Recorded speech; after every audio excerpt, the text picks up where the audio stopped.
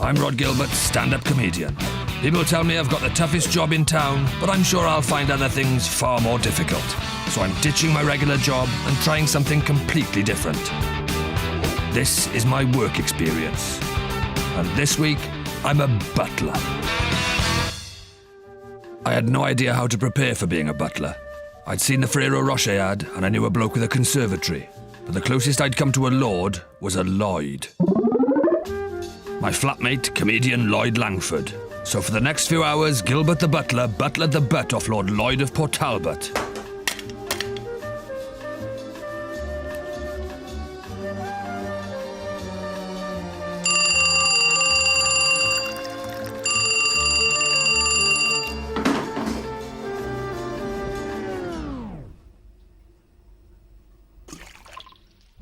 Washing Lloyd's old boy was the closest I've come to the old boy's network.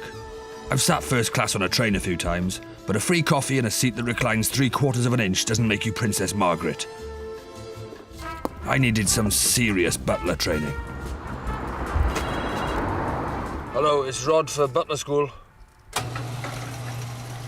Not even a thank you, come in, nothing. Just the door slides away ominously. Cardiff's only posh building, Mansion House. I felt as out of place as someone with a social life on Deal or No Deal. I was here to meet bona fide butler Anthony Seddon Holland. Today, Holland would attempt to prove that you could polish a turd by turning me into a butler. Go through into the lounge, sir. Thank you, Holland. Take a seat, Mr. Gilbert. This is very like my lounge. It is? No. Oh. Please, Thank you. make yourself comfortable. This is comfortable.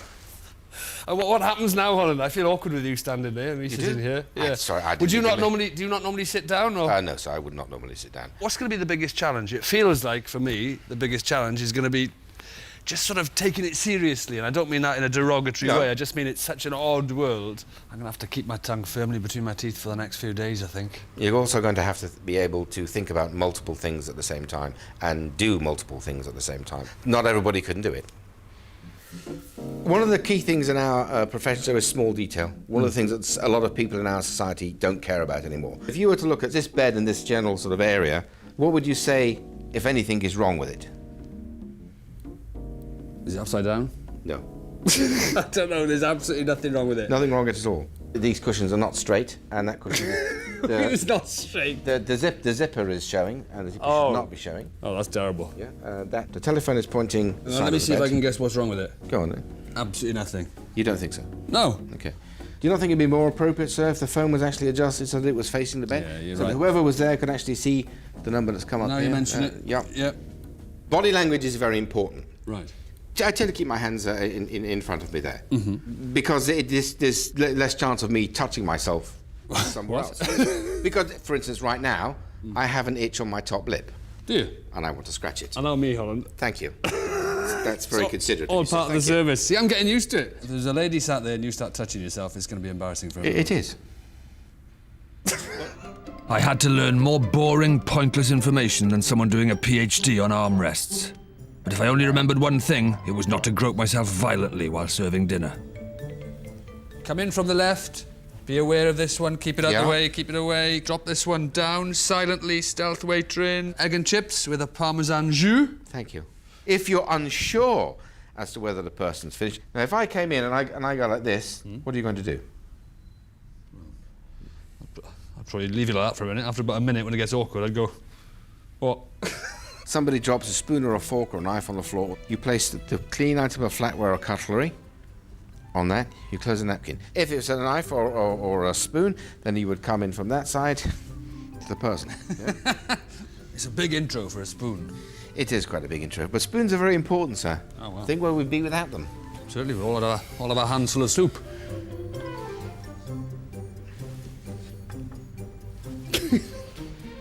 Shall I show you my sock drawer? My sock drawer would be probably literally like that. This is one serious iron you've got here. Whenever I do a corporate gig or something, if I haven't ironed my shirt, I just keep a jacket on. No, so you're doing it wrong. I'm pushing in there. Look, so you got your... Ironing is boring, admit it. Admit it, Holland. I live to iron, sir. What happens if, like, a woman gives me a dress to iron or a bra? We don't iron bras normally anyway. Do you not? No. I thought you iron everything. This is so cool. I'm definitely... Oh. Hang on a minute, I've lost the bottom of the iron's fallen off. Ah! Was that hot? Ah, I thought that would have cooled down now. We haven't used it for ages.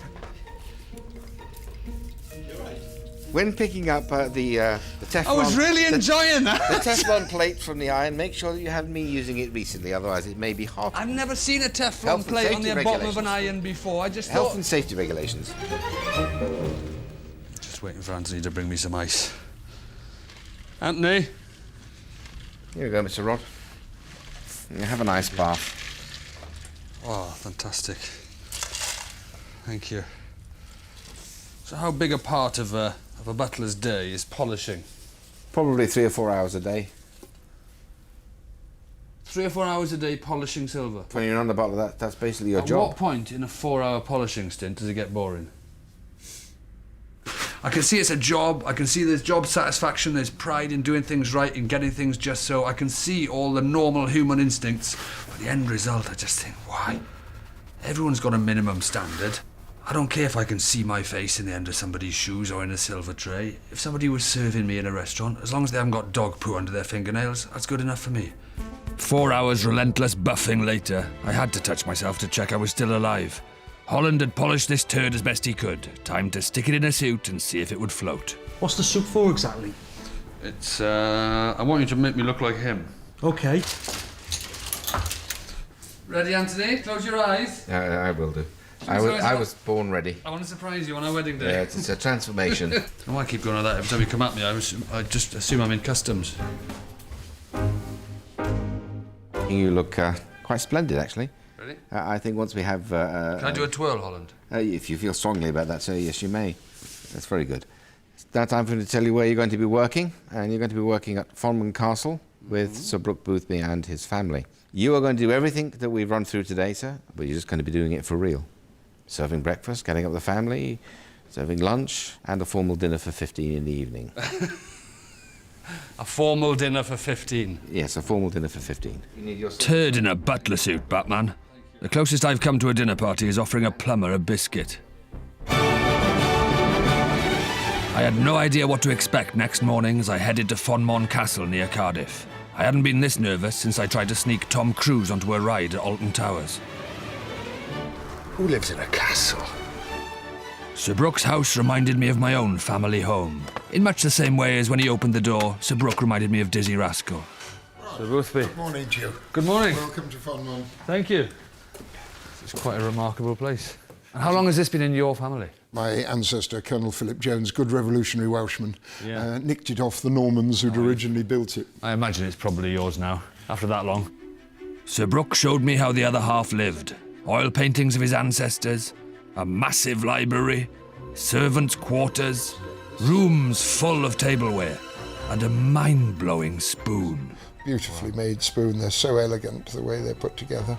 Yeah.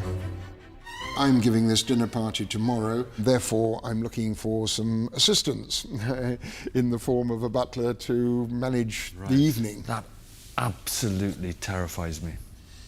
If I needed any more reason to be nervous, the next day's dinner party was in honour of the Earl of Bradford, Sir Brooke's friend who had recently married. Apart from not touching myself in front of Lady Bradford, I wasn't sure of my role.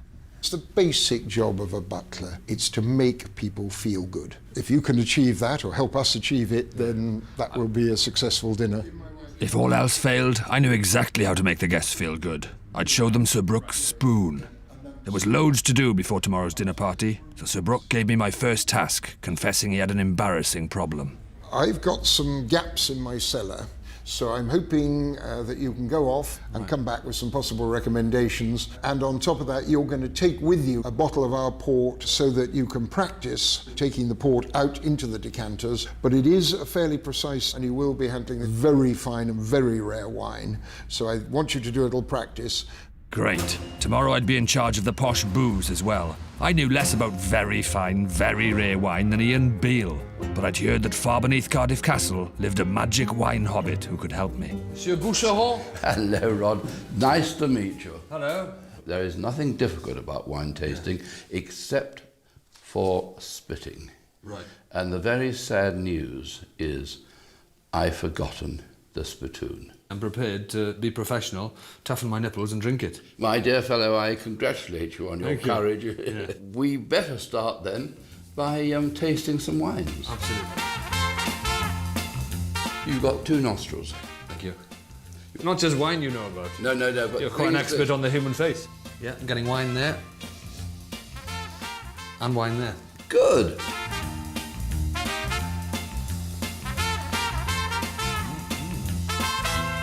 Wine. Wine again. You're getting plums on your nose? 2 plums. Stewed plums? I'll go further. I can give you the address that these plums were steamed at.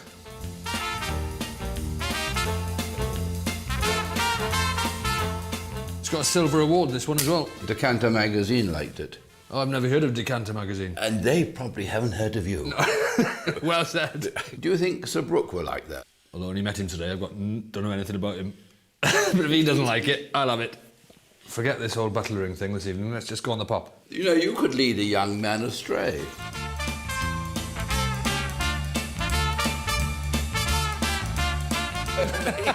Father Christmas will bring you one if you're a very good boy. I can't remember what we were talking about. We're talking about why we decant vintage port. Sir Brooke Boothby seems to be making a really big deal about this port business. Are my guests really going to be able to tell whether I've done it all by the book? Lord Bradford, one of your guests, Yeah. he has an exceptionally fine palate. So he'll know whether the port is treated, decanted properly, whether I've done... Oh, spiffing. More pressure. Not only was the port I'd be decanting tomorrow worth more than a signed photo of the Loch Ness Monster, but if the port didn't taste like what it ought, Sir Brooke would stew my plums. The wine hobbit smelt my anxiety, gave me a magic wine tasting thing for good luck, and a final tip that I'd never forget. Our bottle of champagne should be opened with no more sound than a duchess's fart. I think there is a Duchess coming tomorrow, so perhaps I could ask her to break wind and let us give us a benchmark.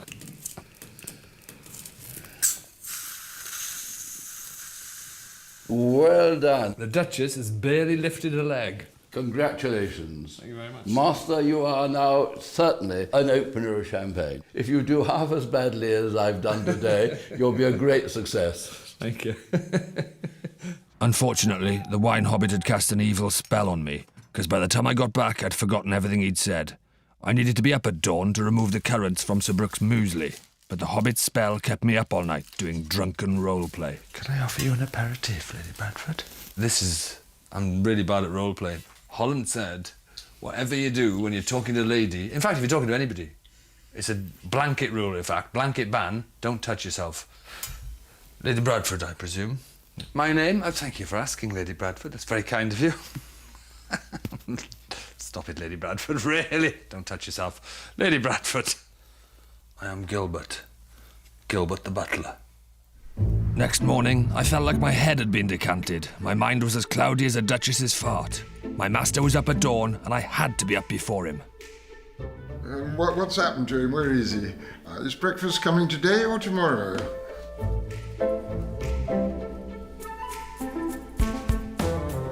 Gilbert, the butler, was supposed to deliver breakfast at 8:30 to Sir Brooke Boothby in his room, and I can hear him pottering about in the kitchen. Good morning, Sir Brooke. Gilbert, good morning. Good Or morning. rather, good afternoon. I do apologise, sir. I had a sleeping malfunction. Well, I'd given up on you on breakfast. You could feed the currants with the bird. At least do that, sir. I can... And you could make me a cup of tea, because I still haven't had my cup of tea. OK. That bit could be still... Where would you be, sir? I'll be back up at my office now, because having got something inside me, I feel human. He's had to remove his own currants from his muesli. 13 currants, unlucky for some. Mr. Brooke had to remove them all himself. Attention to detail, you can see one of the currants is actually damp. Obviously, the milk was poured on and the currant was only spotted later. So attention to detail. Gilbert the butler would spot things like that. Teska, breakfast is served. Come hither. Can I help you, ladies? Don't think the house is quite spotless yet. Get back to your positions. Yes, sir. Thank you.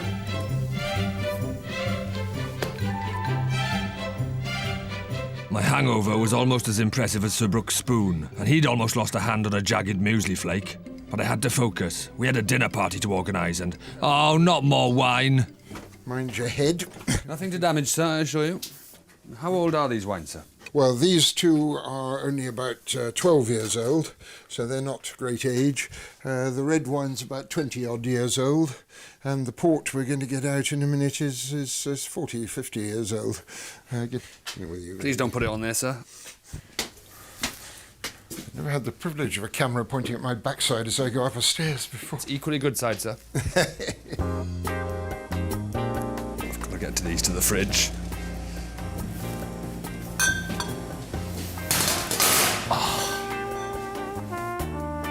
Gilbert, it's time we got the shooting stuff ready. Very well, sir. On my way. Sir Brooke and I are about to go shooting, and I understand we're going clay pigeon shooting. At least I hope the pigeons are made of clay. If the pigeons are made of pigeon, I may have a little difficulty shooting them. So what I need you to do is unpack the ammunition out of those little boxes and put them into those two bags, and that'll give us plenty of ammunition to shoot. And they are the right sort of pigeons, they're not going to shit in your head. Now I'm in my new tweed garb. I should probably change my persona slightly. I feel less, hello, sir, very good, sir, 3 bags full, sir, and more. All right, sir, how you doing?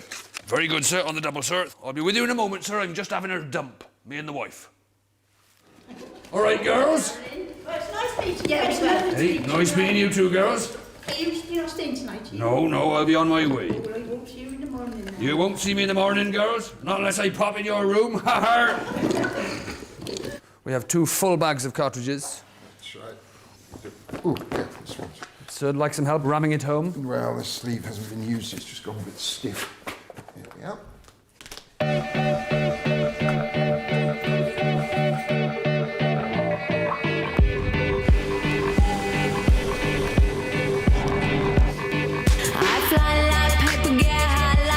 If you catch me at the border, I got visas in my name. If you come around here, I'll make 'em all day. I get one down in a second if you wait. I fly like paper, get high like planes. If you catch me at the border, I got visas in my name. If you come around here, I'll make 'em all day. I get one down in a second if you wait. All I wanna do. Good shot, sir.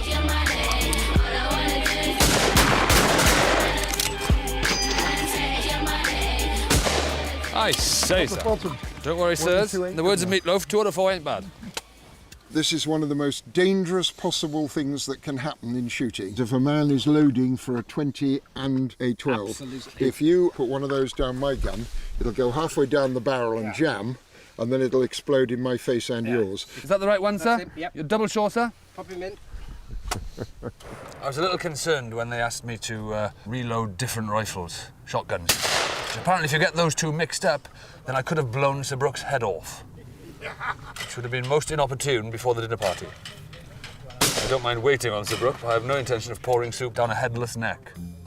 The battlefield was littered with dead and dying clay pigeons. Valiant Sir Brooke wanted to get out there and finish the injured ones off with the butt of his rifle. But I held him back. The dinner party was looming and my day was packed as tightly as a horse's Y fronts. You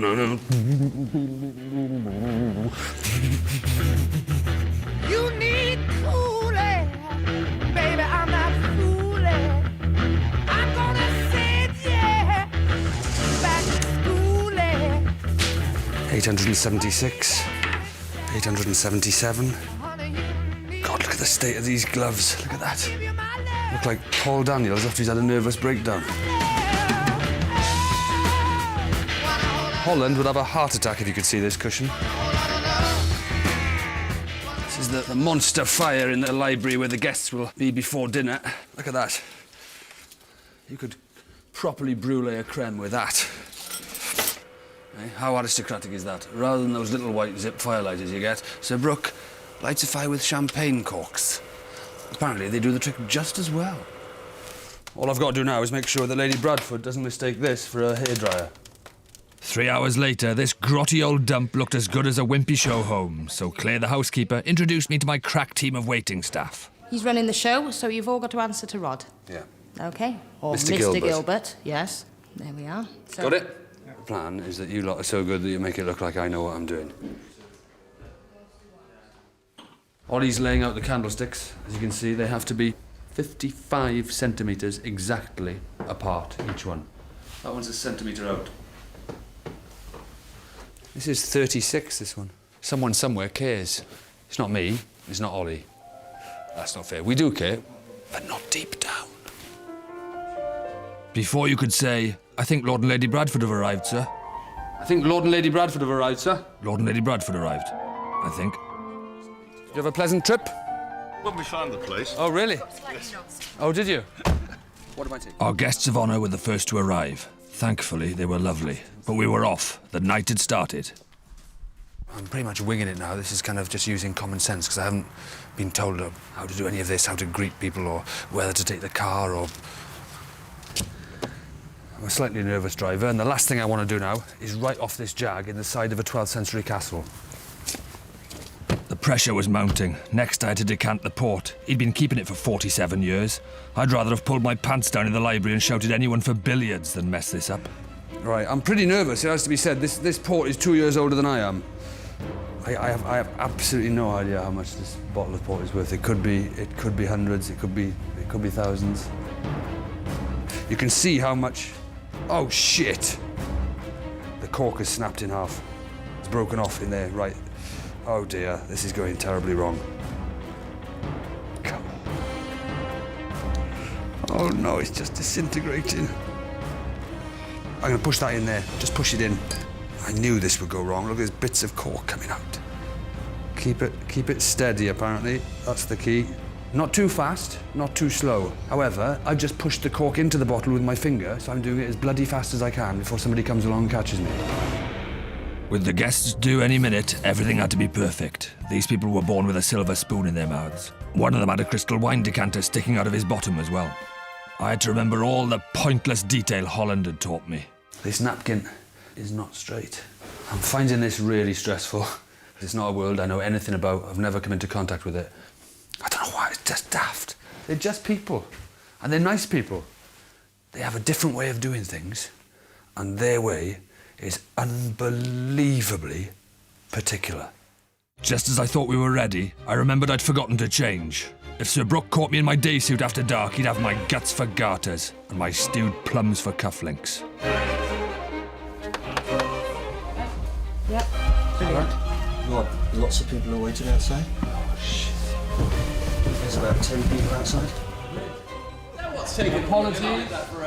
Apologies. I'm so very, very sorry for the delay. Would you like us to go out again? Yes, please. The wings of your collar should be underneath your tie. I appreciate you putting me right. You've got the experts. If you could stagger yourselves, like Heathrow, every 2 minutes somebody lands. Don't squabble over who was first. Good evening. Good evening. Good evening. Do come in. Mr. and Mrs. John Humphrey. Ah, very good. It's like Noel's house party. Good evening. Do come in. Le bailli, Chevalier Bretvin, bailliage du Pays de Galles. Hello, sorry to have kept you. Sir Geoffrey and Lady Inkin. I can't help doing it, slightly like I'm comparing a gig. Next up, your next act, Sir Geoffrey and Lady Inkin. The champagne opening had gone well. As luck would have it, one of the guests had broken wind loudly just as I uncorked it.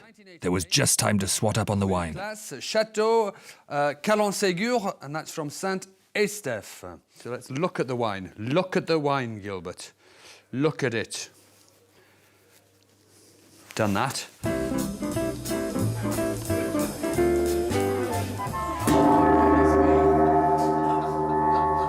My lord, ladies and gentlemen, dinner is served. Well done, Gilbert. First thing you got right all evening. Splendid. This is like something out of a costume drama. Their agenda is come to a dinner party at Sir Brooke's house, not to let's make a nice little TV programme and indulge Rhod Gilbert. They're serious. God save the Queen, God bless our food, and make us ever thankful. Amen. Amen. While they said grace, I said a prayer of my own. Our Father, please don't let there be a ladybird in the potatoes. Gilbert, we've got a problem. Not only is it a ladybird, Right. but it is one of the invading foreign harlequin ladybirds. Are you sure this isn't just idle prejudice, sir? No, we've therefore drowned it in the claret. Right. And we wish you to remove it. It must die. And should I return the claret, sir?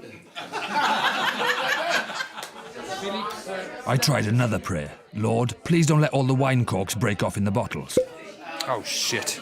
Bloody cork snapped in the bottle again. Shit, shit, shit, shit, shit.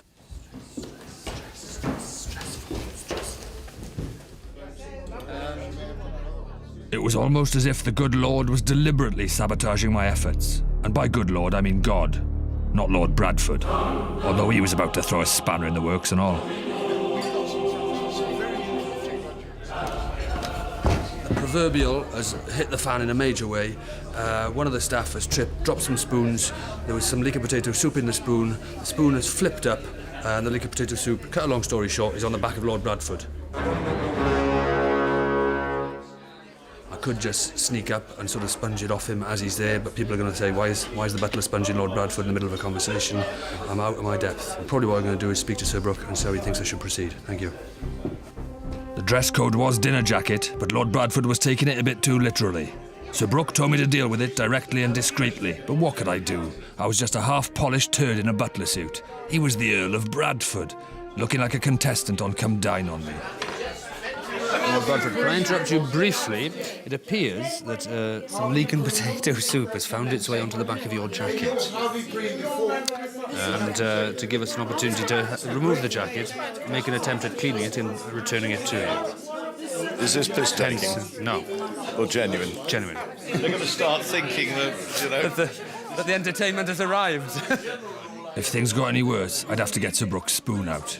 I dealt with Soupgate as discreetly as I could. Leek and potato soup everywhere.